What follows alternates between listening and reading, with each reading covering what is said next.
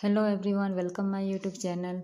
आज हम आपको बताने वाले हैं कि श्री राम जी के कलयुग में वंशज कौन है। तो चलिए फ्रेंड स्टार्ट करते हैं।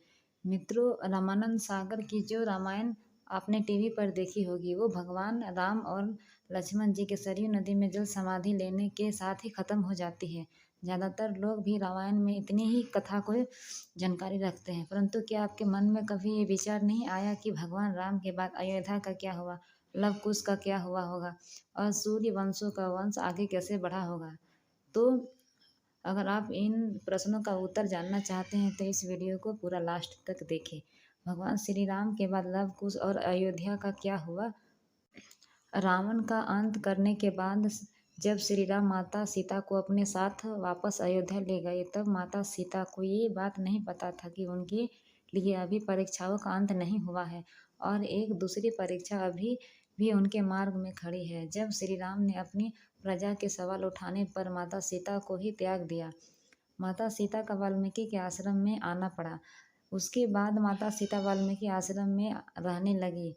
उन्हें रहने का जगह उन्हें अपने बेटों लव कुश को वहीं पर जन्म दिया और उनका पालन पोषण भी किया। लेकिन इतना सब होने के बाद भी ये कहा जाता है कि माता सीता के पति श्री राम का ये प्रेम ही था। उन्होंने सीता को त्यागने के बाद भी किसी दूसरी रानी से शादी नहीं की।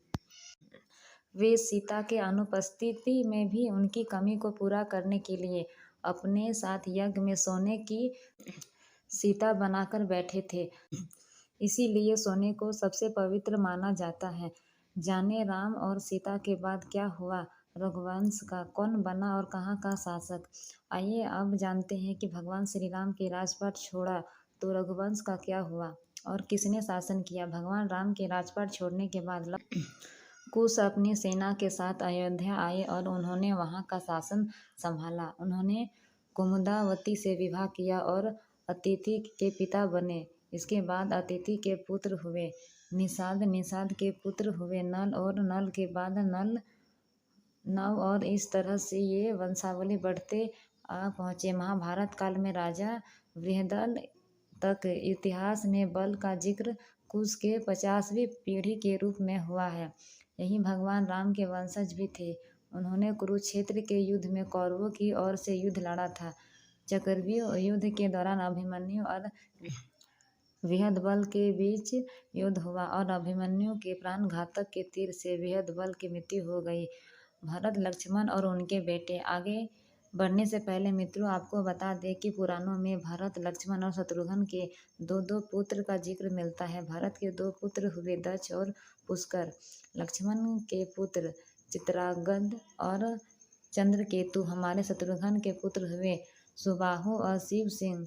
मित्रों, मथुरा का नाम सबसे पहले सुसेन था। जब राम ने भरत का राज्याभिषेक करना चाहा तो भरत नहीं माने और दक्षिण कौशल प्रदेश में कुश और उत्तर कौशल में लव का अभिषेक कर दिया गया। भगवान राम का काल में कौशल राज्य उत्तर कौशल और दक्षिण कौशल में विभाजित था।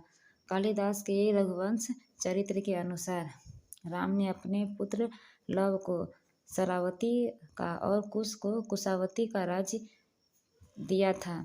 शरावती को श्रावस्ती माने तो निश्चित ही लव का राज्य उत्तर भारत में था और कुश का राज्य दक्षिण कौशल में। रघुवंशी चरित्र के अनुसार कुश को अयोध्या जाने के लिए विंध्याचल को पार करना पड़ता था। इससे ये भी सिद्ध होता है कि उनका राज्य दक्षिण कौशल में ही था। कुश की राजधानी कुशावती आज के विशालपुर जिले में है और कौशला को राम की माता कौशल्या की जन्मभूमि माना जाता है। लव द्वारा किस नगर की स्थापना की गई। वहीं दूसरी तरफ ऐतिहासिक तथ्यों के अनुसार लव ने लवपुरी नगर की स्थापना की थी। लवपुरी के बाद में लोहपुरी कहा जाने लगा तो वर्तमान में पाकिस्तान में स्थित शहर लोहार ही है। यहाँ एक किले में लव का एक मंदिर भी बना हुआ है। दक्षिण पूर्व एशिया में देश लाओस, थाई नगरी दोनों ही उनके नाम पर रखे गए हैं। ऐसा माना जाता है कि इसके बाद लव के वंशज गुजरात चले गए और मेवाड़ में आकर बस गए। यहाँ इन्होंने सिसोदिया वंश की स्थापना की। शायद यही कारण है कि मेवाड़ का राज प्रतीक सूर्य है। लव से राघव राजपूतों का जन्म हुआ। साथ ही ये भी सुनने में आता है कि लव में राघव राजपूतों का जन्म हुआ, जिसमें बड़ बुजुर्ग जयस और सिकरवारों का वंश चला। दूसरी शाखा सिसिदियों राजपूत वंश की थी, जिनमें बेंसला और गेहुनूल वंश के राजा हुए। दूसरी ओर कुश ने कुशावती नगर की स्थापना की, जो छत्तीसगढ़ राज्य में बिलासपुर जिले में है। कुश ने अपना राज्य पूरब की तरफ से फैलाया और ऐसा माना जाता है थाईलैंड के राजा इसी राजवंश के वंशज हैं। शायद इन्हीं कुछ कारणों से थाईलैंड के राजा को आज भी राम की उपाधि देने की प्रथा यथावत है। साथ ही कुश से कुशवाहा यानी कि कछवा राजपूत का वंश चला। इसके अलावा मौर्य सैनी सात के संप्रदाय की स्थापना कुश के वंश से ही हुई। कुश की मृत्यु कैसे हुई? आपको बता दें कि कुश की मृत्यु दुर्जय नामक एक असुर से युद्ध करने के बाद हुई थी। इसके अलावा ऐसा कहा जाता है कि लव और कुश में से कुश का वंश आगे बढ़ा। इसी कारण इतिहास में कुश के ही वंशजों का वर्णन ज़्यादा मिलता है। मित्रों, पुराणों में दूसरे सूर्यवंशी राजाओं का भी जिक्र मिलता है, जिसमें एक नाम राजा सिद्धार्थ यानी कि गौतम बुद्ध का भी है। सूर्यवंश के अंतिम राजा के रूप में राजा सुमित को जाना जाता है, जिनको नंद वंश के संस्थापक पद्म आनंद ने हराकर अयोध्या को कब्जे में ले लिया था और ये समय ईसा पूर्व के 450 से 308 के आसपास का रहा होगा। कलयुग में कौन है श्री राम के वंशज? 2019 में भारत की सर्वोच्च अदालत में ये पूछा था कि क्या राम के आज भी कोई वंशज अस्तित्व में है।